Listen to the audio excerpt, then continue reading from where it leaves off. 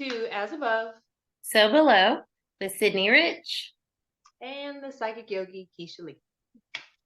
Beautiful. This is our Mystic Moon edition, which is our full moon meditation, where we're going to go through this beautiful, super full blue Pisces moon.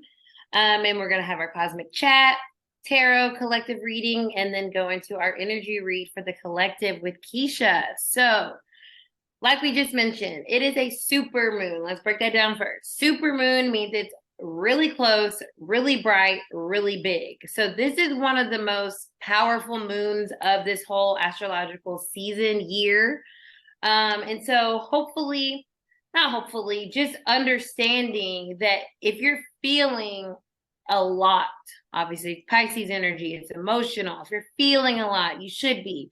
If things in your life feel very like anticipatory or like something's about to happen, like this is a very energized moon, it being a super moon. Super moon really just means it's closer to the earth. So if it stops raining over here in Atlanta, hopefully we can see that moon. It'll be bright, it'll be big, it'll be bold. And a blue moon is because it is the second full moon of August, which is really cool. So there's that saying, once in a blue moon, because it doesn't happen that often. I believe it probably happens once a year. Last year we had it in October, or maybe it was the year before, during Halloween, which was fun. So yes, a blue moon is two full moons in the same month. And typically that's going to be in your months that are a little longer, like August. Shout out the 31st, the B-Day. But with that being said, the moon will be full tomorrow on the 30th.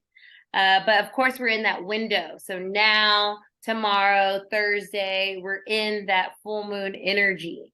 And with Virgo season, we get a Pisces, a two fish moon.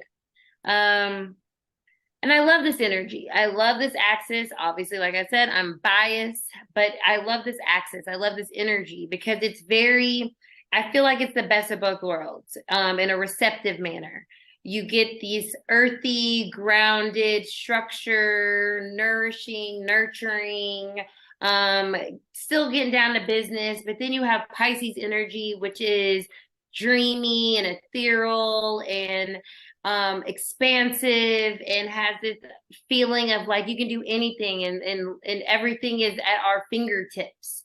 And so bringing those two together is really magical to me. And I really enjoy that because Virgo energy, as we talked about in the new moon or our astro, we haven't had the Virgo new moon, but in our astro Reiki, Virgo brings a lot of that spiritual energy down to reality. It's kind of like an earth angel energy. And so when you have Pisces, which is a very spiritual, wise sign, being the last of the zodiac, it has a lot to teach us. It has a lot to show us. It has a lot to show us that is beyond our reality here, because it is that bridge between this life and the afterlife, it ruling the 12th house in astrology.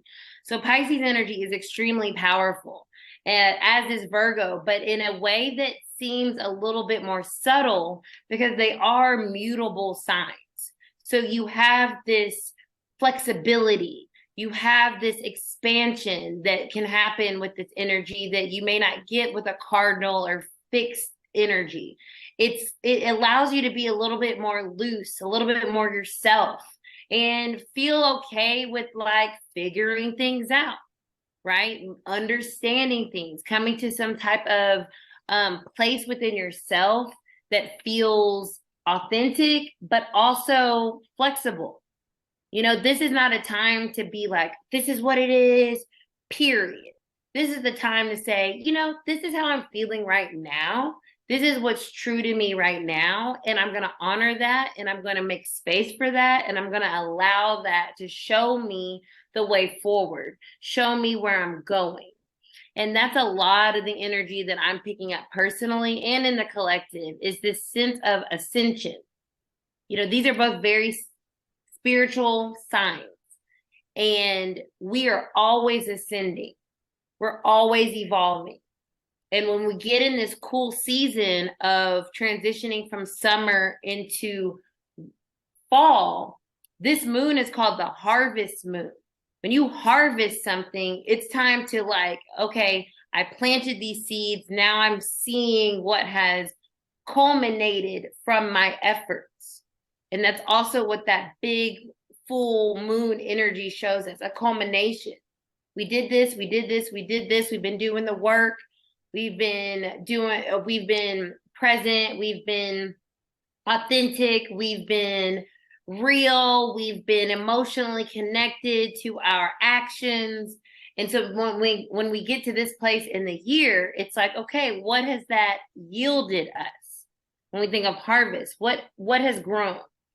And now is the time to be able to kind of really take an assessment of that and say, okay, this feels good. I feel good where I am, even if I'm still growing to where I'm going to be. So I really like this time of year. It feels like we've done something and we have more to do, but also like a checkpoint that's like, all right, like this year hasn't been, for nothing, right? It's also the sixth. Virgo's the sixth astrological sign. So we're literally halfway. So it really is like a checkpoint.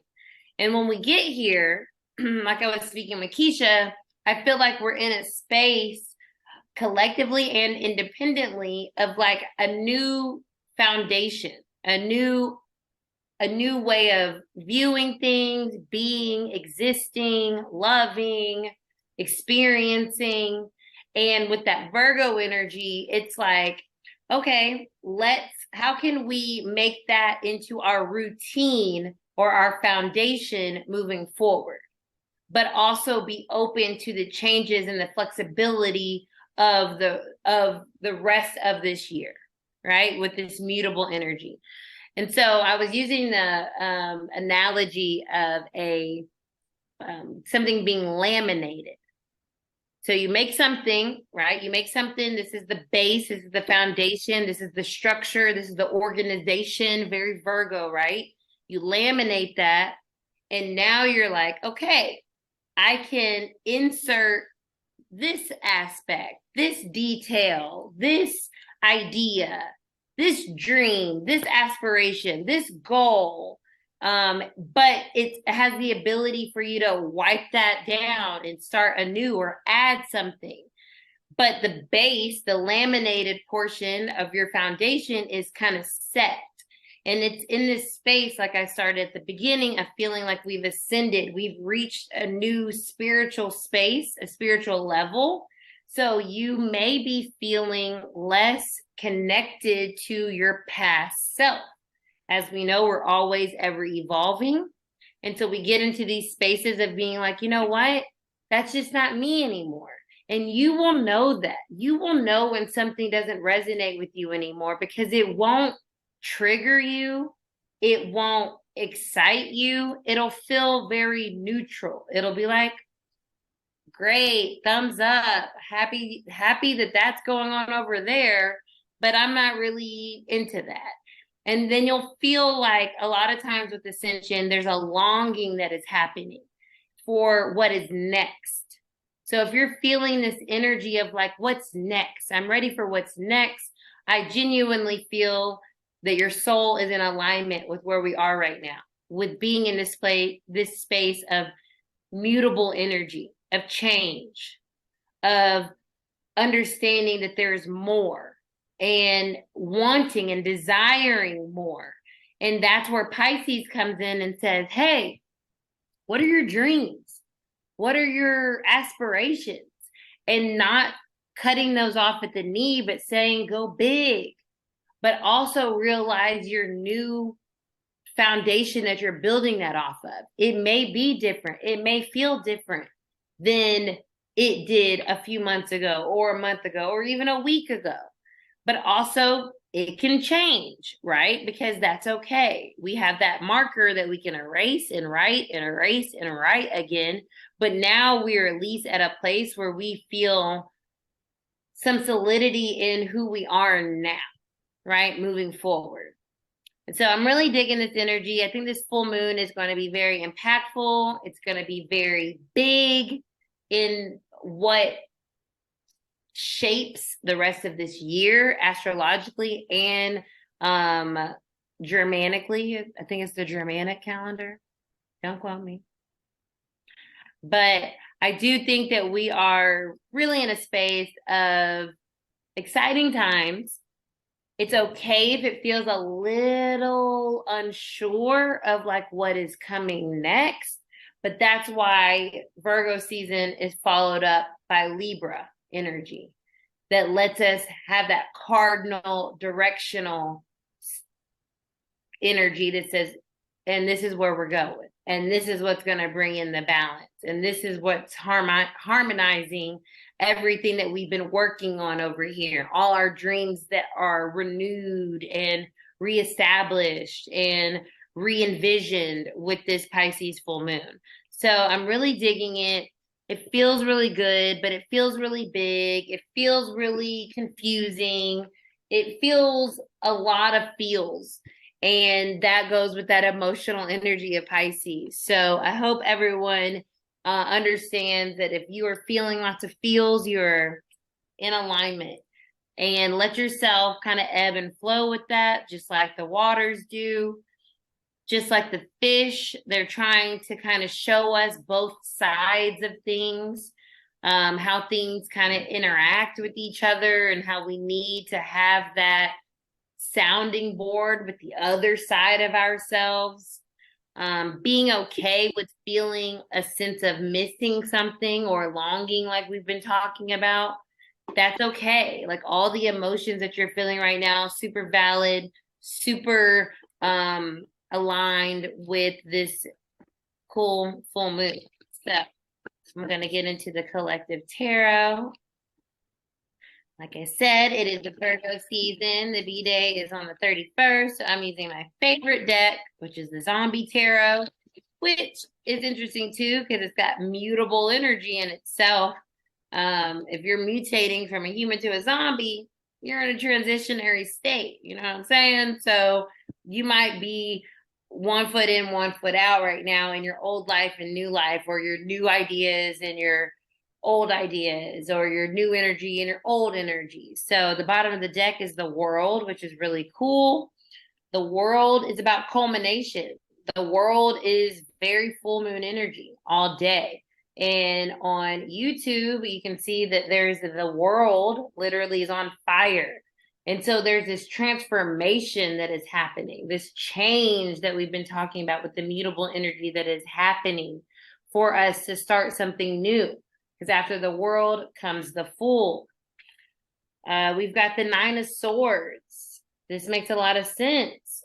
It can feel anxious. We can feel concerned, worried, unsettled, hesitant, fearful. Our dreams, right? Pisces is ruled by Neptune. Neptune rules our dreams. Our dreams could be crazy. They could be weird. They could be like, what are you trying to tell me? So mentally, we can definitely be in a place of feeling a little, what is going on, right? But that's because we're in this shift, this cycle change. Next up, we have the Five of Wands. So that has a lot to do with us not fighting this, allowing, going with the flow, with that fluid, Pisces, emotional, water energy. Not, you know what I'm also getting with this, what I've been talking about is being okay with letting go of things that you no longer want to fight for. You know, sometimes we keep trying to fight for something because we think we're supposed to, or we're supposed to fight for our role here, or fight for this. And 5 is also an indicator of change. Maybe what you thought you wanted, you don't want anymore. Maybe where you thought you wanted to be, or the space that you were in, is no longer resonating. And yeah, that can feel anxiety inducing because we're not sure, what is next. But 8 of Hazards, or 8 of Pentacles, is all about all of our hard work. We talked about that at the beginning. All the work that we've been doing on ourselves. When we talk about astrology, yes, we go in cycles, but these cycles are not independent from each other. They are all together. So 8 of Pentacles talks about the hard work that we put into something, that we put into ourselves, the effort, the energy, the time. Pentacles is earth energy. So going back to that Virgo, it's saying all your hard work is not in vain, but it's a space to be okay with the change that comes with the work that is done. When we do the work, that means we have changed, we have evolved, we have grown, we have mutated. So certain things don't align anymore. And that means we've done the work. So let yourself be open and receptive to the changes and calm the mind from the fear of what the change is bringing, and shift it, as Keisha always speaks about, into that other spectrum of anxiety and fear to excitement and anticipation. So that is our collective tarot reading for this awesome blue super Pisces full moon.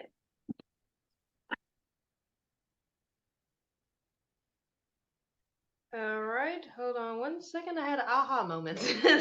I must notate it. I was literally at the Dirty South Yoga Festival with my partner that I was doing the sensory deprivation class with, and I just realized she's a Pisces. And the whole weekend we kept talking about shifting our perspective of things, because I was saying, I was like, oh yeah, I was like, I really want these, like, this has been a desire for a minute. But I was like, yeah, I could get these big bowls off Amazon or whatever. But I was like, until I get the ones that I really, really want, I'm gonna stick with the ones that I have. And I was like, but I was telling her I get, like, sometimes insecure because you see these spiritual meditation practitioners, whatever, these big old bowls and all this stuff. And I'm like, I see that. I got the download and everything this weekend while in a meditation at the festival, but I was like, I see that happening, but I do see the reason why, like, it was like the veil was lifted, right? And I was like, oh, but speaking of changing our perspective, I was talking to her about the bowls and how, mine are like smaller. And she was like, oh, so they're just portable. And I was like, bitch, yeah, they are. Okay. Because I'm doing a sensory deprivation class and I'm walking around with it. You can't hold those big old quartz bowls like that and walk around a whole room with them. I was like, yes, they're travel friendly. Because she was like, do you need help unloading your car? And I was like, for what? I was like, they all 7 of them could fit, like, in my little suitcase, little rolly carry-on thing. And she was just like, oh, okay. So that's what she said, they're portable. So it gave me a whole different way to look at the at what I had, you know. And so I thought that was very interesting how just that shift in perspective, like we were talking about, it's a different way to use your imagination. In my intuitive development classes, I talk a lot about imagination is the key to unlock your potential as far as your intuitive development, your psychic development. And it's because we naturally all have imagination, whether we've been told to, that's just your imagination. Even if you shut that part of you down as a child, you still use your imagination, because when you're thinking about what you're going to wear to work that day, or you're thinking about what direction you should take, if there's traffic, or you're thinking about cooking something, what should I cook? Your imagination is going all the time. We've just been told it's supposed to only look this way or work this way. Imagination doesn't always have to be like fantasy and this whimsical etheric type thing that's like otherworldly. Okay, when I just gave some very practical, that's the Virgo energy, right, the practical ways to use your imagination, which is that Piscean energy. So anything that you create, you're using your imagination. And so when you're finding yourself in struggle, strife, and so forth, feeling down about yourself, it's really just your perspective. It doesn't mean it's truth. What we forget sometimes is we start to ruminate and overthink things, and we don't, and sometimes we may even romanticize things, right? Romanticize potential, and we're not being realistic with ourselves, recognizing that whether those things are good or bad, worry or daydreaming and romanticizing something, it's all just how we're using our imagination. When you understand the power of your imagination, then you are able to really maximize the potential of yourself, but also that of the mind. And it's funny because one of the things that people, I thought about this because the tantrika in me is just, my head's in the gutter sometimes, a lot of times. But it's so funny because you said something about, it feels good. It feels big. It feels confusing. And I'm like, it sounds like being digmatized. That's what that sounds like to me, being digmatized. But in that same case, what do? A lot of times you use your imagination, you start to fantasize, like, oh, this boo, and what is he doing? Like all this kind of stuff. We just go all over the place in our heads sometimes, especially as women, because we are more emotional, right? And those emotions can sometimes take us into places that we don't want to be there, or we don't want to go there. But the thing is, when you allow yourself to flow with that, you also know that where there's flow, like there's something that continues, right? So you can move through that space and come out on the other side. It's kind of almost like maybe sometimes like a theme park, a water park, and also just like out in nature, you'll be in the ocean and you can go into like a cave or follow a river or something into a cave and then be able to like come out on the other side. It might be dark and kind of creepy in there for a minute, and then you come out on the other side somewhere else. And so that's kind of like how the imagination can work. It might take you to a dark space, but you also can control getting out of that space. If you can imagine yourself and put yourself somewhere mentally that's less than desirable, you can also mentally put yourself somewhere that is desirable. And so for me, this super big blue harvest Pisces full moon, that was a lot to say. It's just extra for no reason, but I guess it is for a reason. Because this supermoon is closer to us, it means there's a greater gravitational pull. Our bodies are 70% water, just like Mother Earth. So if there's a gravitational pull with the waters of Earth, there's going to be a gravitational pull with us as well. Water, it represents the element, or the element of water represents our emotions, our feelings. So yes, your feelings might be more intense because of that gravitational pull right now. Or that what you desire might feel like it's really pulling you, because the moon also rules like not only what we need, how we want to be nurtured, what we need to nurture, but it also rules our subconscious mind and that which needs to be released. So you might also find that you maybe are feeling more emotional, and as you're feeling that, things are coming to mind that maybe don't feel good, offering you an opportunity to shift your perspective of it.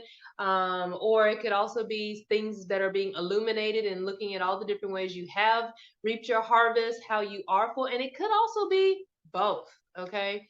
I was talking to a client of mine. I've had this conversation several times recently in the last week.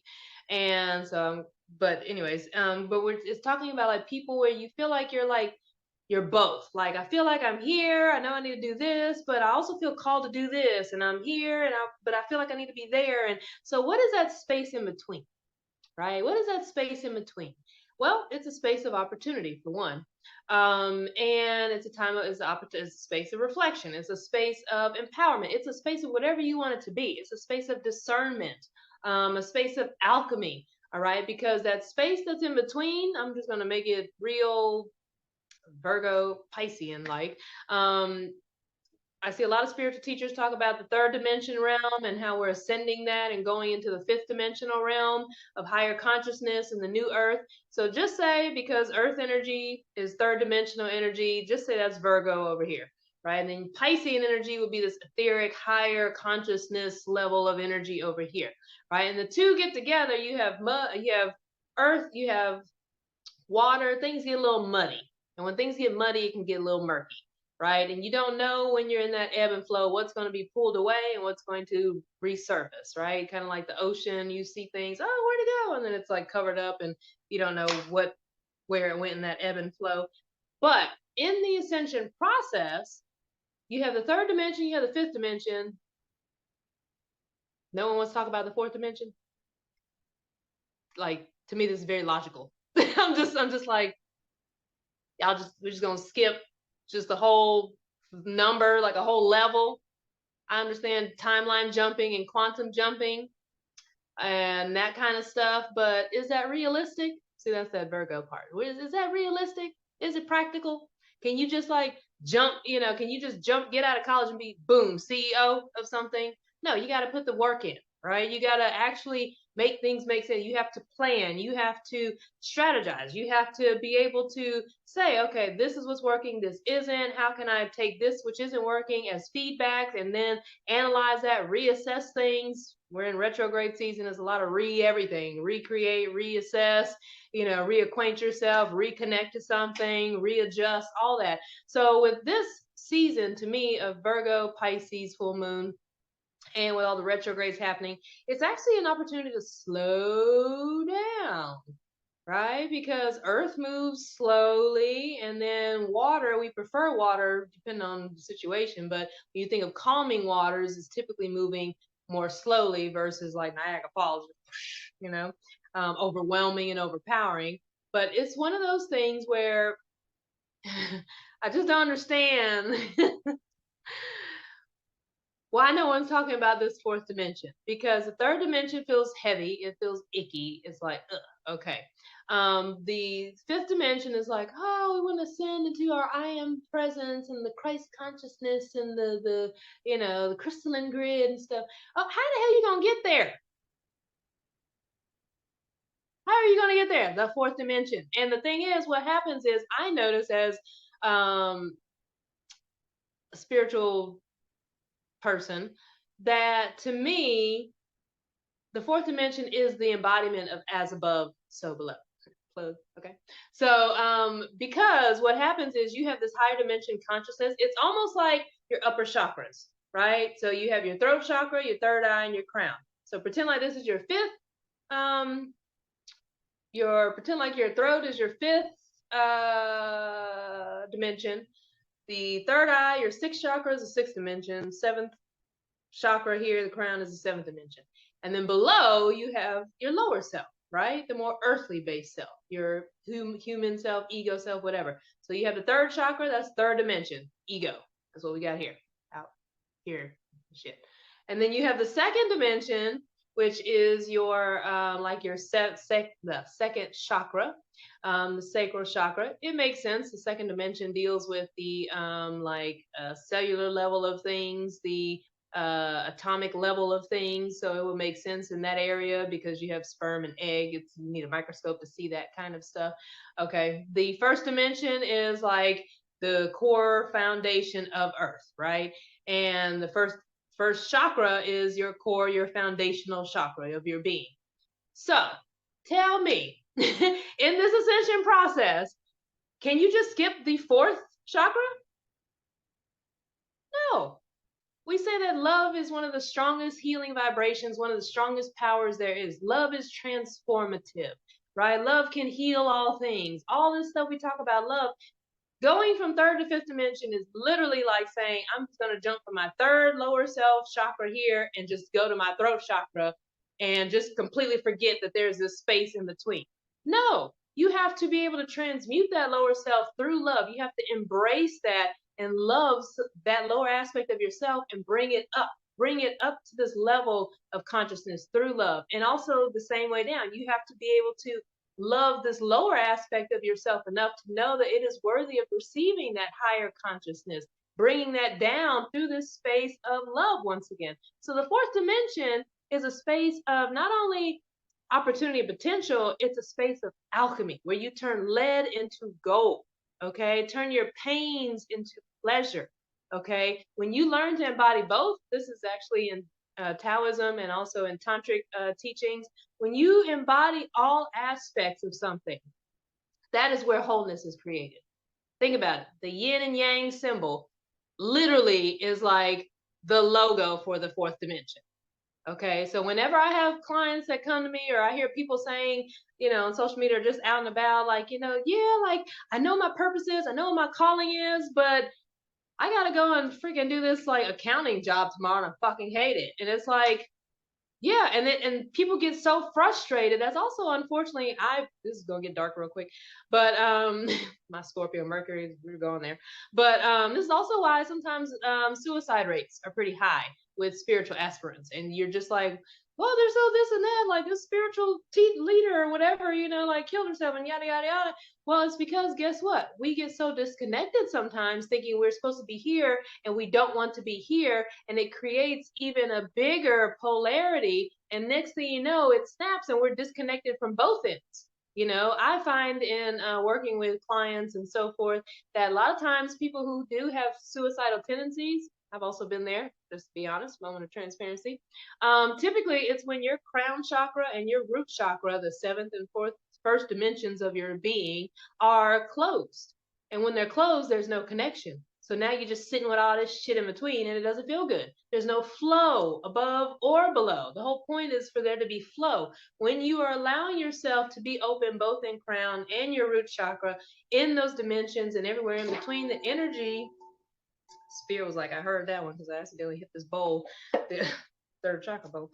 But when you allow the energy to flow, now you live in flow and in harmony with nature. That is the foundation of Taoism. A lot of Eastern traditions and practices is to live in, even indigenous practices here in the Americas. It is all about living in tune and harmony with nature. When you learn to be a part of that cycle, that rhythm, that flow, then you can understand how things are operating, not only from above and below, but you become that, you embody that. And then therefore there's wholeness. There is no disharmony because you're not judging yourself for being here and not being there or vice versa and all that kind of stuff. That is where you experience peace. That is where you alchemize all that anguish and turn it into peace. That is where you understand a greater aspect of who you are. And now you truly are a multidimensional being that can move how you need to when you need to. You know what I'm saying? The fourth dimension is a place of discernment. Okay. Because of that duality, because of that polarity, it's a place of discernment. You can choose to go this direction or you can choose to go that direction. All right. It's up to you to create the wholeness that you seek. All right.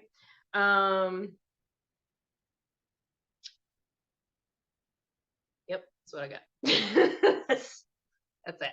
And it And was that's beautiful. Wow, that was beautiful. That was like absolutely amazing. Made so much visual sense energetically. I think it really tied everything in really awesomely together.